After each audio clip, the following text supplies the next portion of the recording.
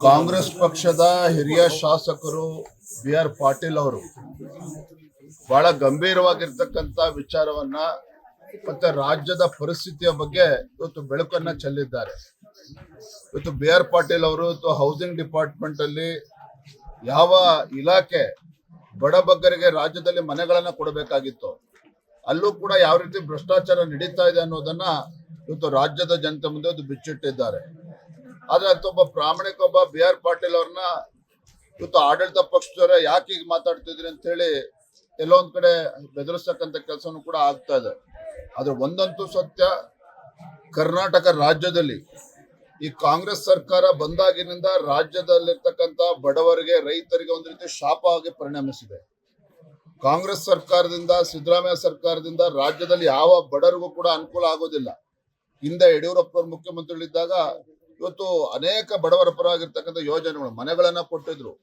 ಇವತ್ತು ಗಂಗಾ ಕಲ್ಯಾಣ ಯೋಜನೆ ಎಲ್ಲವೂ ಕೂಡ ಮರ್ತೋಗಿದೆ. ಇವತ್ತು ಭ್ರಷ್ಟಾಚಾರ ಭ್ರಷ್ಟಾಚಾರ ಭ್ರಷ್ಟಾಚಾರ ಬಿಟ್ರೆ ಏನೂ ಕೂಡ ಈ ರಾಜ್ಯದಲ್ಲಿ ಸರ್ಕಾರದಲ್ಲಿ ಏನೂ ಕೂಡ ಆಗ್ತಾ ಇಲ್ಲ.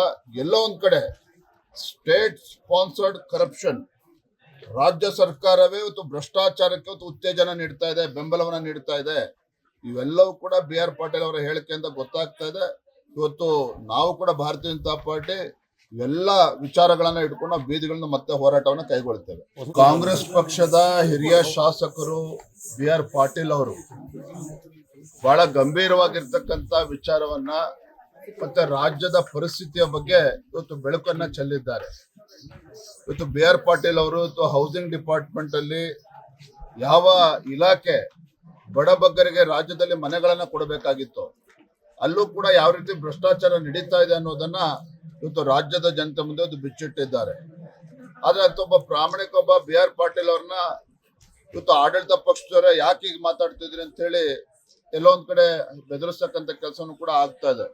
ಆದ್ರೆ ಒಂದಂತೂ ಸತ್ಯ, ಕರ್ನಾಟಕ ರಾಜ್ಯದಲ್ಲಿ ಈ ಕಾಂಗ್ರೆಸ್ ಸರ್ಕಾರ ಬಂದಾಗಿನಿಂದ ರಾಜ್ಯದಲ್ಲಿರ್ತಕ್ಕಂಥ ಬಡವರಿಗೆ, ರೈತರಿಗೆ ಒಂದು ರೀತಿ ಶಾಪ ಆಗಿ ಪರಿಣಮಿಸಿದೆ.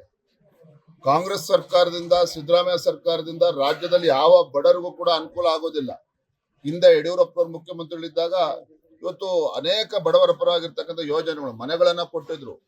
ಇವತ್ತು ಗಂಗಾ ಕಲ್ಯಾಣ ಯೋಜನೆ ಎಲ್ಲವೂ ಕೂಡ ಮರ್ತೋಗಿದೆ. ಇವತ್ತು ಭ್ರಷ್ಟಾಚಾರ ಭ್ರಷ್ಟಾಚಾರ ಭ್ರಷ್ಟಾಚಾರ ಬಿಟ್ರೆ ಏನೂ ಕೂಡ ಈ ರಾಜ್ಯದಲ್ಲಿ ಸರ್ಕಾರದಲ್ಲಿ ಏನೂ ಕೂಡ ಆಗ್ತಾ ಇಲ್ಲ. ಎಲ್ಲೋ ಒಂದ್ ಕಡೆ ಸ್ಟೇಟ್ ಸ್ಪಾನ್ಸರ್ಡ್ ಕರಪ್ಷನ್, ರಾಜ್ಯ ಸರ್ಕಾರವೇ ಇವತ್ತು ಭ್ರಷ್ಟಾಚಾರಕ್ಕೆ ಇವತ್ತು ಉತ್ತೇಜನ ನೀಡ್ತಾ ಇದೆ, ಬೆಂಬಲವನ್ನ ನೀಡ್ತಾ ಇದೆ. ಇವೆಲ್ಲವೂ ಕೂಡ ಬಿ.ಆರ್. ಪಾಟೀಲ್ ಅವರ ಹೇಳಿಕೆಯಿಂದ ಗೊತ್ತಾಗ್ತಾ ಇದೆ. ಇವತ್ತು ನಾವು ಕೂಡ ಭಾರತೀಯ ಜನತಾ ಪಾರ್ಟಿ ಇವೆಲ್ಲ ವಿಚಾರಗಳನ್ನ ಇಟ್ಕೊಂಡು ನಾವು ಬೀದಿಗಳನ್ನ ಮತ್ತೆ ಹೋರಾಟವನ್ನ ಕೈಗೊಳ್ತೇವೆ. ಕನ್ನಡಿಗರ ಮೆಚ್ಚಿನ ನಿಮ್ಮ ನ್ಯೂಸ್ 18 ಕನ್ನಡ ಈಗ ವಾಟ್ಸ್ಆಪ್ನಲ್ಲಿಯೂ ಲಭ್ಯ. ಕರ್ನಾಟಕ ಮತ್ತು ದೇಶ ವಿದೇಶದ 360 ಡಿಗ್ರಿ ಸುದ್ದಿ ವಿವರವನ್ನ ನೀವು ನಿಮ್ಮ ಕೈ ಬೆರಳುಗಳಲ್ಲಿಯೇ ಪಡೆಯೋದಿಕ್ಕೆ ಈ QR ಕೋಡ್ ಅನ್ನ ಸ್ಕ್ಯಾನ್ ಮಾಡಿ. ನಮ್ಮ ಚಾನೆಲ್ ಅನ್ನ ಫಾಲೋ ಮಾಡಿ, ನೋಟಿಫಿಕೇಶನ್ ಆನ್ ಮಾಡಿ.